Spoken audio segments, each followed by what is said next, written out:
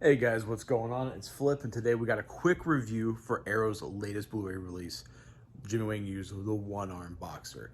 Now, it's 2022. If you're even remotely serious about collecting martial arts films, you gotta be region-free. So I've had this movie from Eureka since they released it last year. This was actually one of my favorite releases of last year.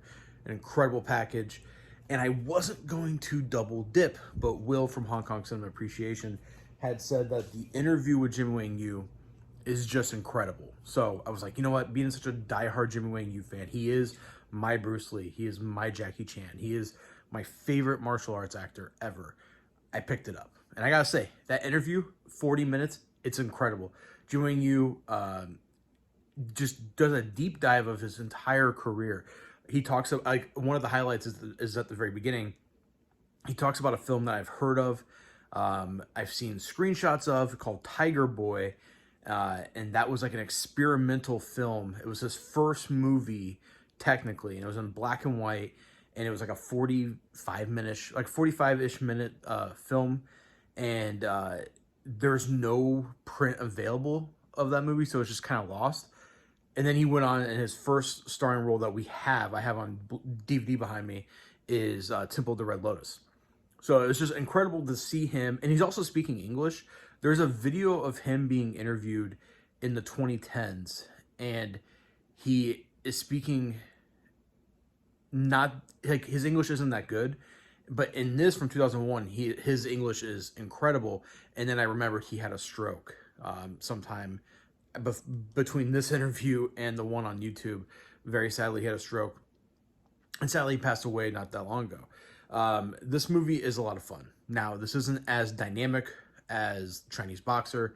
This movie isn't as epic as Beach of the War Gods, but this movie is playing into Jimmy Wang Yu's strengths. And Jimmy Wang Yu directed this movie, wrote it, and stars in it, and he knows exactly what you want from a movie like this. You want loads of fights, and you get that. You get a very simple plot. It's a very paper-thin plot, rival schools fighting each other. Jimmy Wang Yu gets his arm karate chopped off.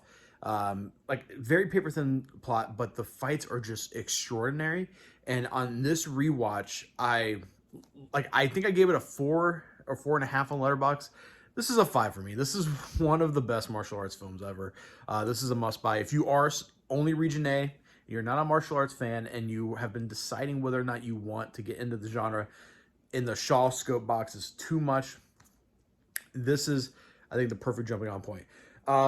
Everything is the same. Everything is exactly the same. Frank's commentary is on the Arrow release that was on the Eureka release.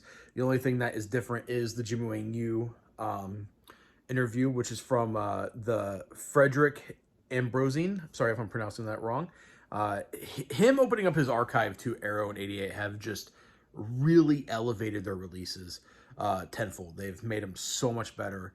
And I'm loving these interviews. I mean, 8th Diagram Pole Fighter, Come Drink With Me, all the stuff on the Shaw Scope box set, all the stuff on the 88 films releases, which we will be having a review of Human Lanterns here in the next couple of days.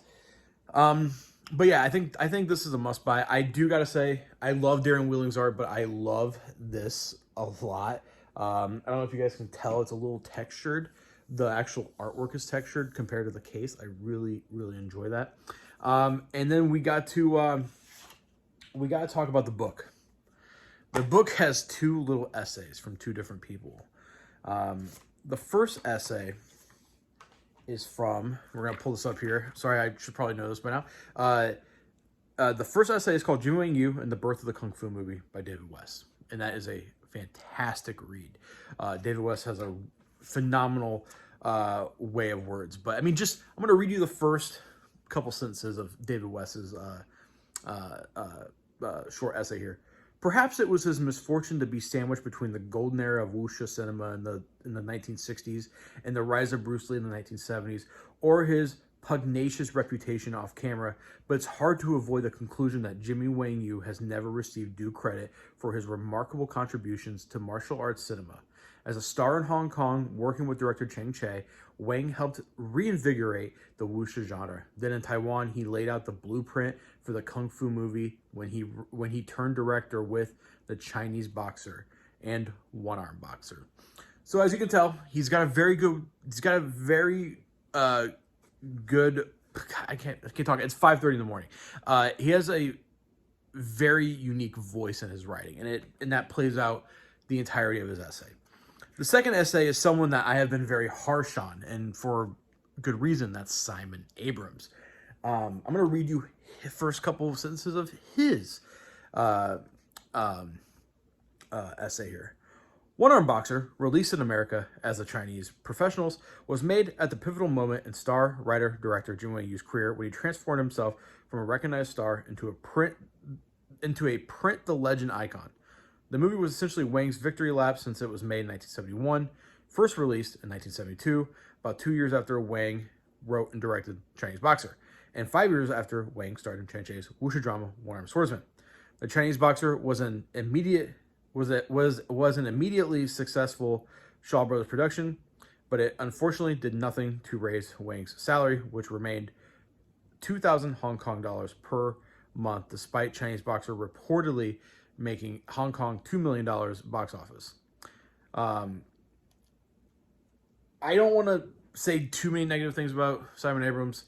I think his commentary on the Five Deadly Venoms film on the Shaw Scope Volume 1 is atrocious.